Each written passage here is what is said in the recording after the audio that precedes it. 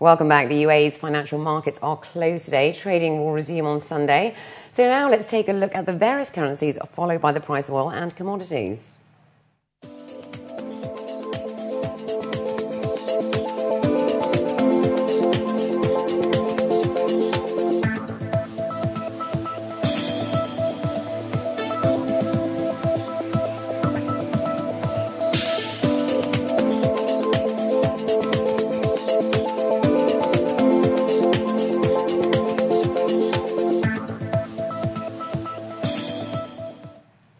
The International Monetary Fund is fine-tuning its global growth forecast for this year and next, with a warning about government deficits, or as the fund's chief economist Olivier Blanchard calls it, fiscal consolidation plans. The risk is so high, the IMF says countries are playing with fire unless they make difficult budget decisions.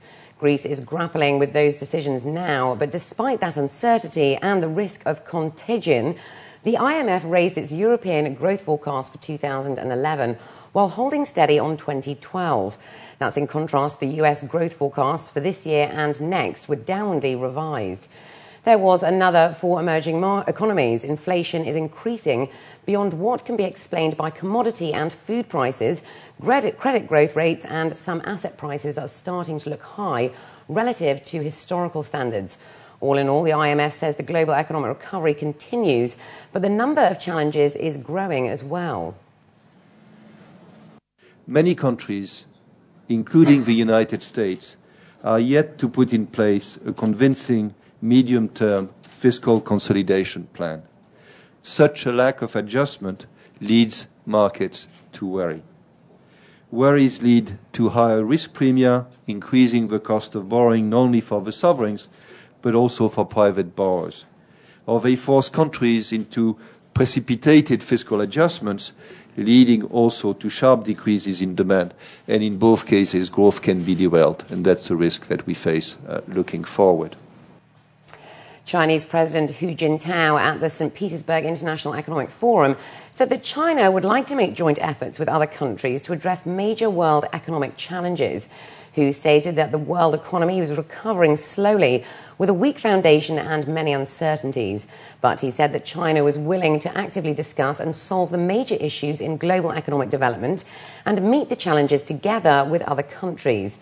First off, he stated that a new global economic governance mechanism should mirror changes in the world economic pattern, follow the principle of mutual respect and collective decision-making, and increase the representation and voice of emerging economies and developing countries. Second, the world should accelerate the transformation of the economic development pattern. And third, the world should give full play to the potential of scientific and technological achievements.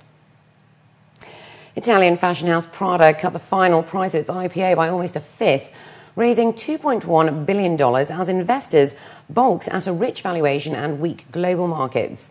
The Italian fashion firm fell shy of its $2.6 billion target, instead raising just over $2 billion.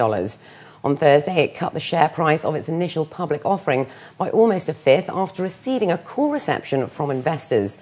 Prada is the first Italian company to have made it onto the Hong Kong stock market. They can realistically look forward to a 30% increase a year for the next few years.